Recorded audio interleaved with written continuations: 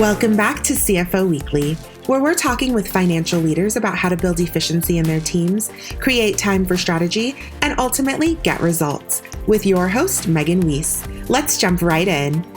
Today, my guest is Fraser Armstrong-Watters. Fraser is Chief Financial Officer at Palisades.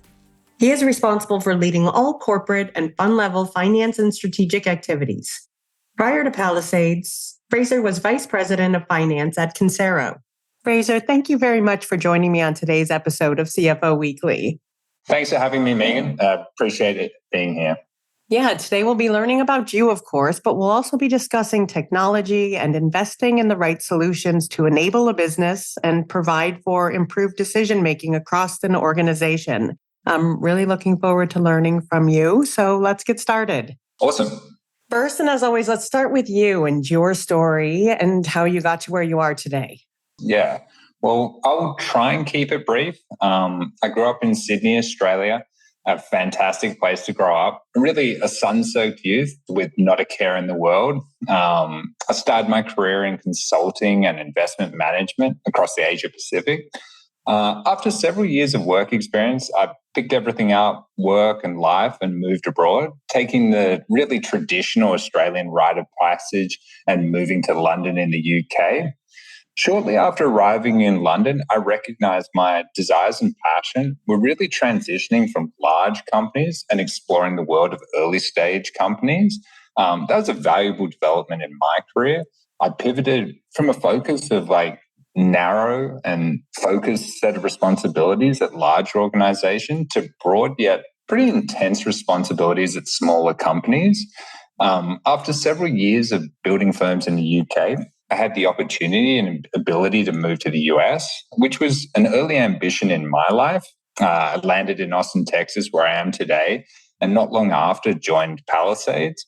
For some background, Palisades is an alternative asset manager focused on global residential credit markets. Look, when I joined the firm, I really saw three key attributes: a strong investment team, an exceptional track record, which poised the firm for growth, and complicated challenges in operations and finance that would push me personally and require rebuilding the functions from the ground up to allow the firm to scale. It's been an exciting few years. The firm's experienced tremendous growth from 4 billion assets under management when I joined to nearly 10 billion today. But yeah, it's been an exciting ride. Let me pause there. That's a short introduction to myself and the business. So tell me a little bit about Palisades Group. What is it that you guys are investing in, or who? Just talk to me a little bit about that. Yeah, for sure. So Palisades is very focused on residential credit. So that is whole loans. It can be residential mortgage-backed securities and any real derivative of mortgages and associated credit to that. Our clients are very much focused on the institutional side. So these are endowments, these are pensions, these are foundations, and in rare cases, high net worth and family offices. Therefore, it's a very focused subset of clients that we seek to attend to their not so much problems, but their needs and build robust solutions around their required asset allocation. So as you look back on your career, is there or was there a role that prepared you to be a CFO more than another? Great question. I'd say that there's probably key moments in my career that prepared me more than anything.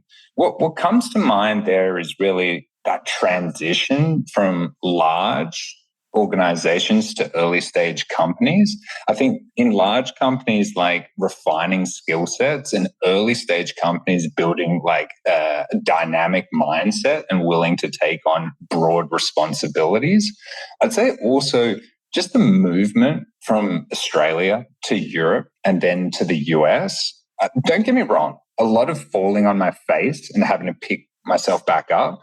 But in reflection, each change represents an inflection point in my life. I'd say the key theme with these revolves around a willingness to take risk. I think about life more like poker than chess, with luck being very prevalent in most pursuits. And I'm willing to take risk because I've mitigated my downside with strong foundations. So, I mean, for example, friends, family, daily habits, and a dedication to my career. I guess, will I make the right moves in each case? Absolutely not. But I sort of care less about the outcome and more about the process of getting there. And I think all those sort of different experiences from large to early stage companies and those movements to different parts of the world have really set me up to perform well in my current role.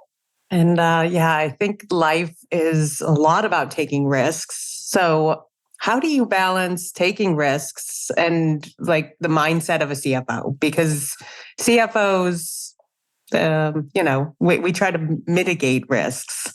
Great question. I think when I think about risk, it's really how can I control my downside, and sort of then I have set up for really trying to maximize the outcomes that are in front of me. Again, I don't think you can control all outcomes, but by having great structure, great people around you, continued habits, and really a focus towards trying to achieve those outcomes, but really take the process as it goes and not worry too much about the scoreboard, that can set you up for success.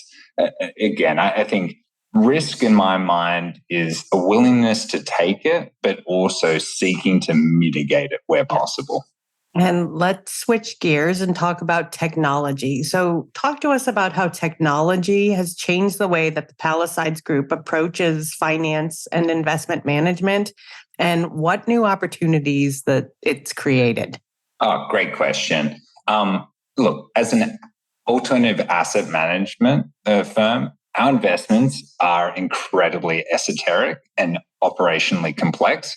An unlimited amount of weeds that try and suck me and the firm in every day. Therefore, to execute and scale our product offering, it's got to be a high degree of efficiency. We're able to do this through a combination of RPA, so robotic process automation, workflow management tool, and sophisticated data management techniques.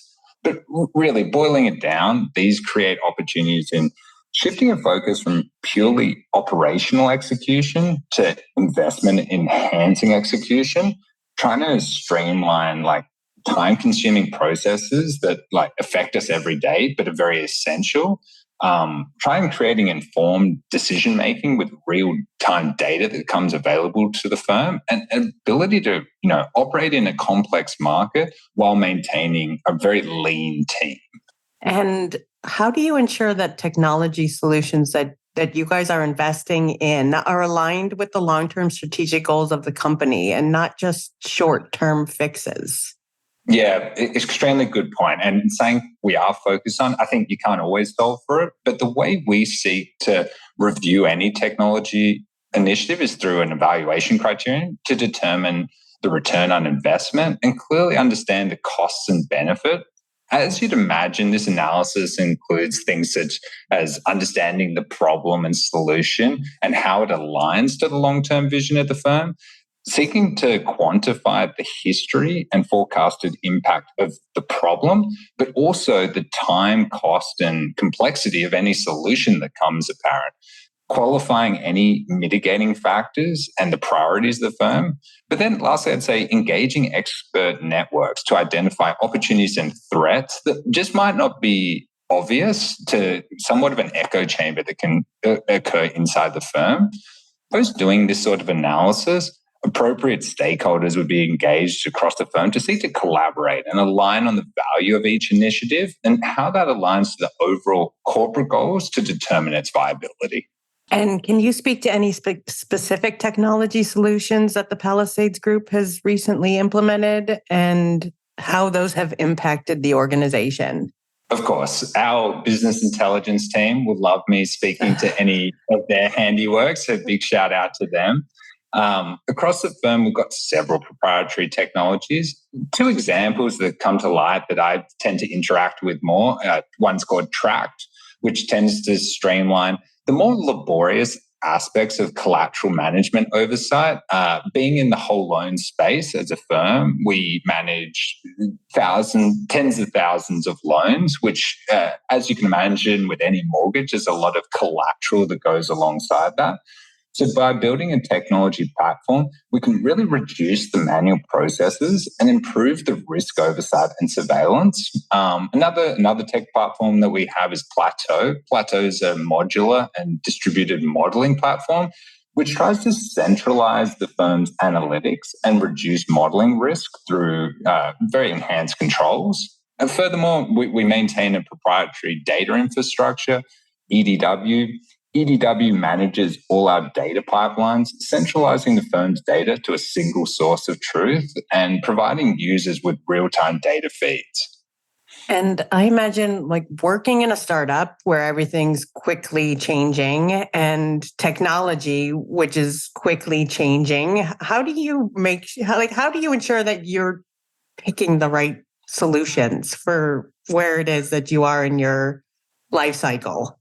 Great question. And I've definitely experiencing not getting it right in each case. But I think if you can quantify and qualify a roadmap and seek to align that to the long-term vision of the firm, you are at least giving yourself the best chance of success. Does that guarantee the outcome? No. But I think by having, being able to measure each aspect of that journey as best as possible, you give you a chance to pivot where appropriate and also see projects through to completion. So that's the way I'd think about that. And can you speak to the importance of digital assurance and transparency in the finance industry and how the Palisades Group prioritizes these values? For sure. Short comment on that. I guess assurance over controls enables the business to seek out those market opportunities and those technology initiatives while being considerate of the downside risk associated with regulatory and compliance risks. We've seen this play out with Silvergate, Silicon Valley, and the regional banks. Hindsight's 2020, but these moments re-emphasize the priority of risk management. From a Palisades perspective, we seek to have the right structures in place. So the way I think about this, organizational design, the right committees, and then really getting the right people in the right seats. Specifically here, I'll call out our GC and Chief Compliance Officer, Craig Fisher, who guides our firm with 20 plus years in legal, regulatory and compliance. And in the fund management space, like having those right individuals, having those right structures in place, it sets you up for success. Again, not saying that you can always guarantee, but you can, with those right individuals and structures, you can pivot appropriately as required. And I'm just curious, as a small organization, or I guess smaller, and you're in Austin, very tough job market. How is it that you're attracting and retaining the best talent? Oh, great question. I think, firstly, I believe in the old sort of phrase of, slowly hiring individuals and don't seek to rush that. I think the way that I think about it is making sure that you plan in advance your hiring roadmap and your organizational design to ensure that you don't have to quickly hire in any case, because I think if you aren't thoughtful in your hiring, you can very quickly make mistakes. There's no secret that we're in the tightest labor market in nearly half a century in the US. Therefore, talent is hard to find. But if you have enough time in it, it gives you the ability to really find those right people. I will call out in this case Meredith from our talent and culture side of our firm.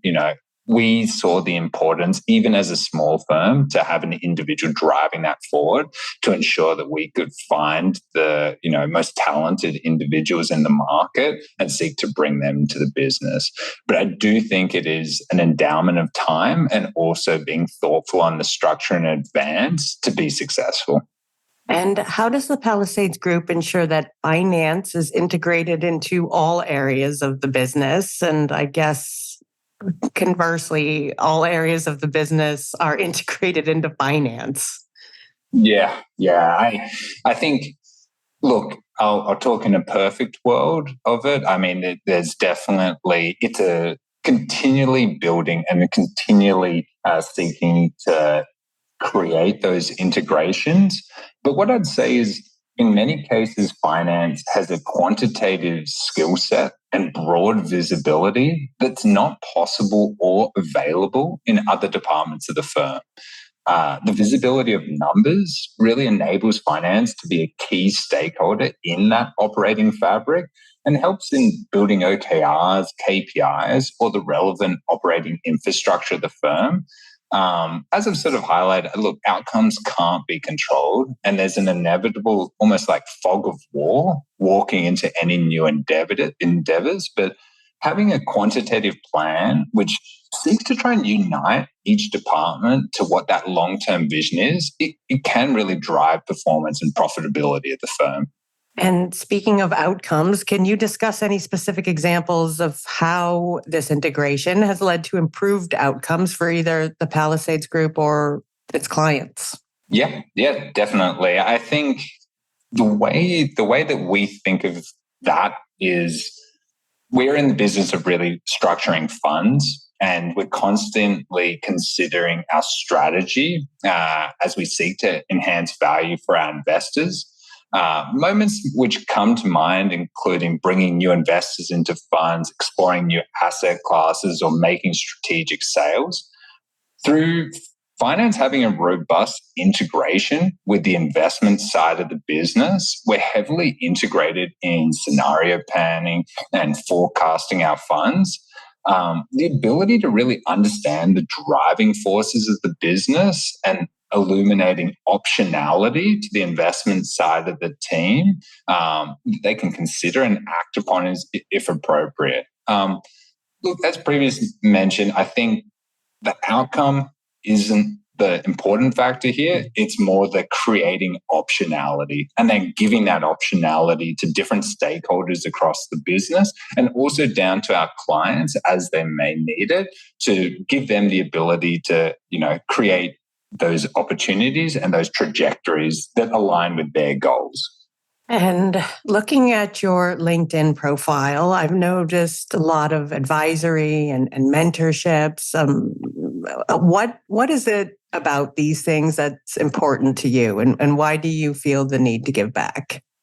Yeah, I think, look, by no means perfect. And I think when I think about those opportunities, a business can be an echo chamber, and it is incredibly important to build network beyond just purely what happens in the day-to-day operations of the business.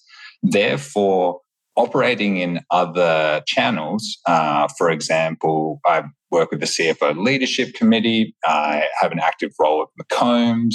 I also integrate with Techstars here in Austin. Those abilities allow me to understand the movement and what's happening in the industry and ability to crowdsource solving of somewhat complicated problems. So I think with those sorts of communities, you get back what you put in, and I seek to help others, but I also utilize those areas to understand what's happening in the market and how I can utilize that to help grow the business internally. So important. So on the back of that, what advice would you have for other CFOs or aspiring CFOs? What's one piece of advice you'd offer? I think my team's ears will be bleeding if they listen to this, as I'm fairly consistent with my approach here. My mantra when I think about like career advice is really there's three channels. There's your day-to-day work, continuous education, and your broader network. I think as individuals grow in their career, it can be very easy. And don't get me wrong, I've been guilty of this too, of just falling into day-to-day work, which can be that echo chamber. I think it's incredibly important to get external opinions and build your network to really, again, crowdsource those answers to somewhat complicated problems. And I don't think it really matters if you're in the start of your career or towards the end of your career. If you can continuously push these channels forward, and you don't need to do it all at once, but consistency is compounding. It's great advice. So lastly, as a finance leader and an entrepreneur, what keeps you motivated, or maybe what's keeping you up at night? I think, with March Madness going on right now, sports has been such an influential part of my life, and it parallels into my career. So two thoughts here. I guess firstly, I'm very competitive and enjoy the challenge of pushing myself as hard as possible, but with the mindset of process over outcomes and that the scoreboard will take care of itself. Secondly, 15 years into what will hopefully be a 60 plus year career. And I look at that as being, I'm still in the first quarter and need to maintain a growth mindset in anything I apply myself to seek to be successful long term. That's what keeps me motivated. On the what keeps me up at night side, I think the market is constantly changing and extremely dynamic. And you can see that through, the growth of OpenAI and ChatGPT. And for me, it's just building it through the network, through continuous education to ensure that I stay at top of new trends in finance to seek to continually add value back to the firm. That's great. I love the sports analogies too. March Madness is such a fun time of year. So much time spent looking at broken brackets. Fraser, thank you so much for being my guest today. Thank you for having me. I appreciate it. Yeah, I really enjoyed speaking with you, and I appreciate you taking the time to be here with us today. And I wish you and the Palisades Group all the best. And to all of our listeners, please tune in next week. And until then, take care. If you're ready to boost efficiency and streamline your accounting processes at significant cost savings, it's time to talk with Personiv. Their people-powered solutions have transformed the delivery of back-office tasks and general accounting functions for decades, partnering with clients to provide everything from accounts payable to payroll services. See what Personiv can do for you by visiting personiv.com. You've been listening to CFO Weekly, presented by Personiv. Please subscribe wherever you get your podcasts to hear all of our episodes. Want to learn more? Check out personiv.com. Thanks for listening.